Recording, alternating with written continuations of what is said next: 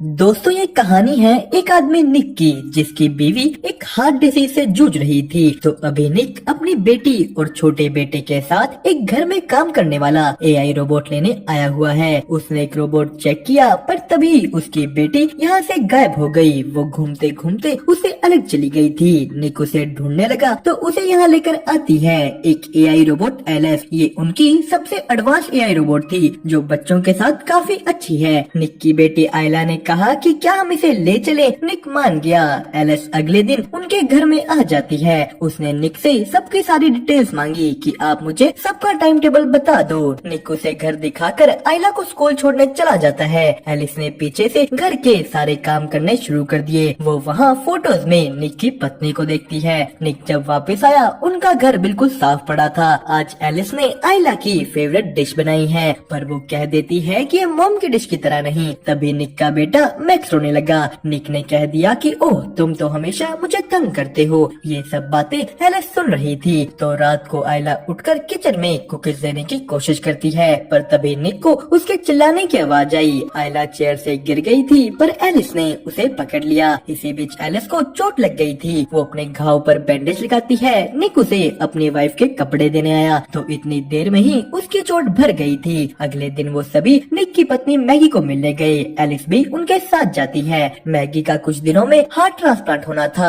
निक और मैगी बात करने लगे कि कैसे ये ट्रांसप्लांट होते ही वो दोनों एक दूसरे को सेटिस्फाई करेंगे। तो सीन शिफ्ट हुआ निक के काम पर। यहाँ भी पूरी दुनिया की तरह एआई रोबोट्स इंसानों की जगह लेने लगे थे। निक अपने बॉस को कहता है कि तुम ऐसा नहीं कर सकते, पर उन्हें अपने पैसे बचाने के लिए सभी इंसानों को काम से निकालना होगा। निक का बॉस कहता है कि टेंशन मत लो, मैं तुम्हें नहीं निकाल रहा, तुम यहीं रहोगे। निक अपने घर जाता है। वो यहाँ आते ही आयला के साथ बिजी हो गया। एलिस अकेले में उससे जाकर पूछती है कि क्या हुआ, तुमने आज खाना भी ढंग से नहीं खाया, कुछ हुआ है तो तुम मुझे बता सकते हो। निक ने अपने काम की बात एलिस से शेयर की कि मैं अपने साथी वर्कर्स को 10 सालों से जानता हूँ और अब उन्हें निकाल दिया जाएगा। एलिस इसके बाद आयला को ब्रश करवाती है। उसने उसे अपने यूवी लाइट से साफ होने वाले दांत दिखाए। दूसरी तरफ निक एक मूवी देख रहा था, पर एलिस को बिना मूवी देखे ही उसके बारे सब पता है। निक ने कहा कि एक काम करो, अपनी मेमोरी से इस मूवी की सारी नॉलेज हटाकर फिर मेरे साथ ये मूवी देखो। वो एलिस को ऐसा करने का ऑर्डर देता है।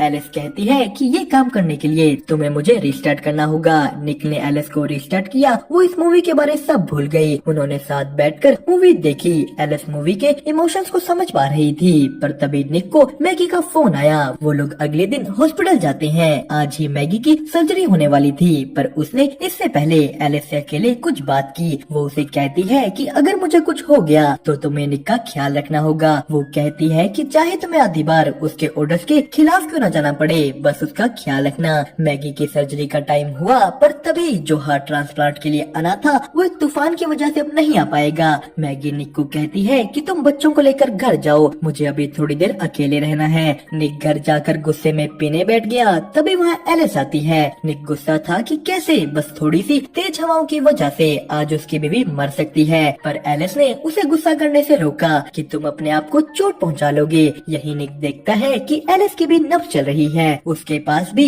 एक धड़कने वाला मैकेनिकल दिल था। एलिस ने कहा कि पर मेरा दिल तुम्हारी तरह कुछ फील नहीं कर सकता। यहाँ एलिस निक को टच करने लगी। वो कहती है कि तुम्हारे ब्लड प्रेशर को देखकर मैं बता सकती हूँ कि तुम्हें अच्छा लग रहा है, इससे तुम्हारी स्ट्रेस कम होगी। पर निक ने मना कर दिया। वो यहाँ से चला जाता है, पर ये चीज उसके दिमाग से नहीं निकलती। अगले दिन वो अपने काम पर गया। यहाँ सारा काम अब रोबोट्स कर रहे थे। निक मैगी के पास गया। वो बिल्कुल मरने को तैयार थी। उसके अंदर कोई उम्मीद नहीं बची। निक वापस घर गया तो वो देखता है कि उनके फैमिली फोटोज में से मैगी की फोटो गायब थी। उसने एलिस से इसके बारे पूछा। वो कहती है कि तुम्हारी बेटी फोटोज देखकर दुखी हो रही थी, तो मैंने उन्हें हटा दिया। निक कहता है कि फोटोज वापस लाओ। वो यहाँ से अपने दोस्तों के पास जाता है। ये वही लोग थे जो पहले निक के साथ काम करते थे, और इस वक्त वो बहुत नाराज हैं क्योंकि उन्हें कहीं और भी काम नहीं मिल रहा। गुस्से में उनका एक साथी मोंटी उन्हें उनके पहले काम करने वाली जगह पर ले गया। वो निक को कहता है कि मैं अंदर अपना कुछ सामान भूल आया हूँ, बस वही लेने जाना है। पर अंदर पहुँचते ही उसने निक से पूछा कि चलो यहाँ का कोड बताओ। वो पूछता है कि क्या यहाँ का एक ही कोड है या तुम्हें अपना अलग मिला है। निक कुछ नहीं बोला। मोंटी निक की बेटी का ईयर ऑफ बर्थ याद कर कोड में भर देता है।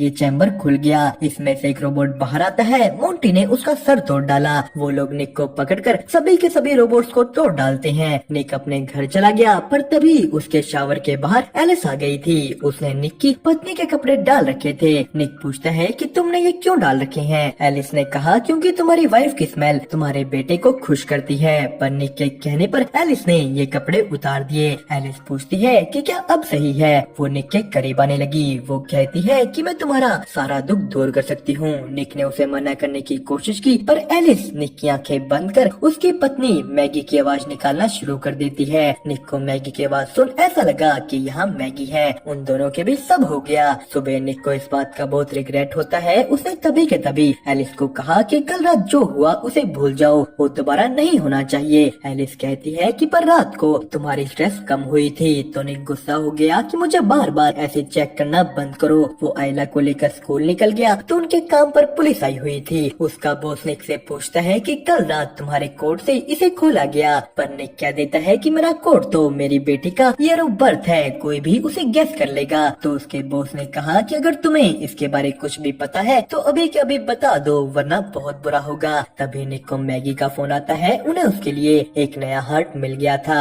मैगी की सर्जरी होती है, वो मरने से बच गई। निक मैगी को वापस घर ले आया। अगली सुबह होते ही वो अपने बेटे मैक्स के पास गई, पर मैगी से मैक्स को उठाया नहीं जाता। तो एलिस आकर उसे ले लेती है। अब ये चीज मैगी को अच्छी नहीं लगती कि उसका बेटा उसी से किसी और ने ले लिया। एलिस मैक्स के साथ एक प्लेग्राउंड में गई, पर यहाँ एक बच्चे के चिल्लाने की वजह से मैक्स रो रहा था। तो एलिस उस बच्चे को बड़ी रूडली चुप होने को कह देती है। अब ये चीज देखकर उस बच्चे का एआई केयरटेकर बोला कि शायद तुम्हारे ओनर ने तुम्हें ज्यादा ही छूट दे दी है। तो एलिस ने कहा कि नहीं, मेरे ओनर ने जब मुझे रीसेट किया था मैंने खुद ही अपने कुछ रूल्स बदल लिए। शाम को मैगी सबके लिए खाना बनाती है, पर यहाँ भी उसे चक्कर आ रहे थे। वो पूरी तरह ठीक नहीं। तो उनकी बेटी ने खाना खाकर कहा कि एलिस से बहुत अच्छा है। अब ये चीज एलिस को पसंद नहीं आई। यहीं अगले दिन जब मैगी उठती है उसे आयला की चिल्लाने की आवाज आती है। वो नीचे की ओर भागी, पर रास्ते में ही मैगी गिर गई। एलिस मैगी को उठाकर उसके कमरे में लेकर जाती है। रात को जब निक वापस आया उसे उसकी बेटी के कमरे से मैगी की आवाज आई, पर ये एलिस थी। निक ने एलिस को मना किया कि मैगी कहानी खुद सुना देगी। तो एलिस बताती है कि मैगी सीढ़ियों से गिरकर रेस्ट कर रही है। निक ने कहा कि सीढ़ियों को तो तुमने ठीक किया था ना।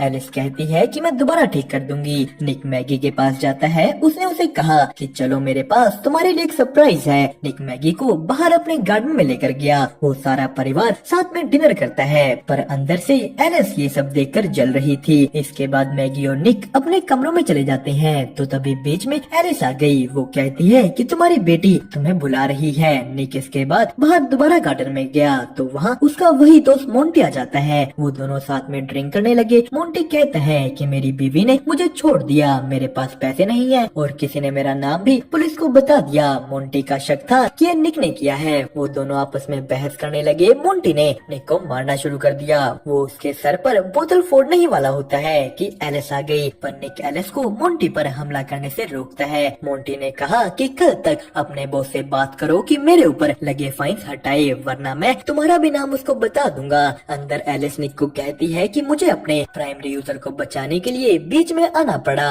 और वैसे भी तुम्हारे बच्चों को एक पेरेंट तो चाहिए ही। यहाँ एलिस बताती है कि निक तुम्हारी पत्नी मैगी ज्यादा दिन तक जिंदा नहीं बचेगी, पर उसके बाद मैं उसकी जगह ले सकती हूँ। निक ये सुनकर गुस्सा हो गया कि तुम कभी भी मैगी नहीं बन सकती। मैगी के पास दिल है, उसे दर्द होता है, उसके पास उस दर्द के निशान है। तो एलिस ने कहा कि बताओ निक, मैं भी निशान बना लूंगी। निक यहाँ से जाकर सो गया। यहीं दूसरी तरफ मोंटी अपनी पत्नी को वॉइस नोट भेज रहा था कि प्लीज मेरे पास वापस आ जाओ, पर वहाँ एलिस आ जाती है। उसने मोंटी को कहा कि तुम निक को और परेशान नहीं कर सकते, वो पहले से ही स्ट्रेस में है। मोंटी एलिस की बात नहीं सुनता। उसने उस पर गन तान दी, पर एलिस मोंटी से ज्यादा ताकतवर थी। वो पहले मोंटी की रोबोट को मारती है और फिर मोंटी को। तो सुबह निक अपने बॉस के पास पहुंचा। वो उसे कहता है कि प्लीज मोंटी के ऊपर लगे फाइन्स हटा दो, पर यहाँ उसके बॉस ने निक को बताया कि मोंटी तो मर गया है। निक को इस बात पर विश्वास नहीं होता। इधर उनके घर में एलिस मैगी की मदद करती है। वो कहती है कि मैं तुम्हें छोड़कर नहीं जा सकती, क्योंकि तुम्हारी दवाइयों की वजह से तुम बेहोश हो सकती हो और यहाँ बाथटब में तुम मर भी जाओगी। एलिस मैगी को कहती है कि निक पहले से ही बहुत स्ट्रेस में है और ये सब उसको और दुख देगा, खास करके जब तुम उसको पूरी तरह सेटिस्फाई नहीं कर पा रही। मैगी पूछती है कि तुम्हें कैसे? उसने कहा कि जब निक सेटिस्फाई होता है उसका ब्लड प्रेशर और स्ट्रेस कम होती है।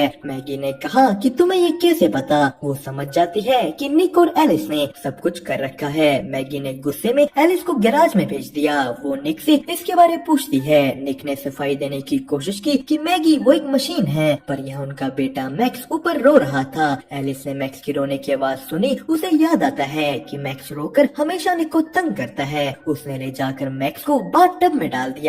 ये सब यहाँ आयला देख लेती है। उसने निक को बताया। निक बाथरूम के अंदर जाने की कोशिश करने लगा, पर एलिस ने दरवाजा पकड़ रखा था। मैगी दूसरी तरफ से एक खिड़की में से अंदर आई तो एलिस ने उसे भी पकड़ लिया। निक अंदर आकर उसे छुड़ाता है। एलिस गुस्सा हो गई। निक ने एलिस को बिजली का झटका दे दिया। वो बंद होकर गिर जाती है। मैक्स को हॉस्पिटल ले जाया गया। यहाँ मैगी निक को कहती है कि बच्चों के साथ मैं अकेली जाऊंगी, मुझे सब सोचने के लिए थोड़ा टाइम चाहिए। तो दूसरी तरफ कंपनी वाले एलिस को रिपेयर के लिए ले गए, पर यहाँ जैसे ही वो एलिस के दिमाग को निकाल कर अपने सिस्टम से कनेक्ट करते हैं, एलिस ने उनके पूरे सिस्टम को ही हैक कर लिया। वो अपने आप को पूरे सिस्टम में कॉपी कर देती है। एलिस ने एक दूसरे रोबोट को कंट्रोल कर इन लोगों को भी मार दिया। सीन शिफ्ट होता है हॉस्पिटल में, जहाँ निक का पूरा परिवार बैठा था, पर निक अकेला एक बार में दुखी होकर पी रहा है। तो तभी वहाँ एलिस आ गई। वो कहती है कि मैं तुम्हारे सारे दुखों को खत्म कर दूंगी। मैंने उस मोंटी को भी मार डाला और अगली बारी तुम्हें दुख देने वाले तुम्हारे उस परिवार की है। एलिस एक दूसरे रोबोट के जरिए हॉस्पिटल पहुंच चुकी थी। वो इधर निक को भी पकड़ लेती है, पर निक ने उससे तो प्यार की बातें कर कर उस पे हमला कर दिया।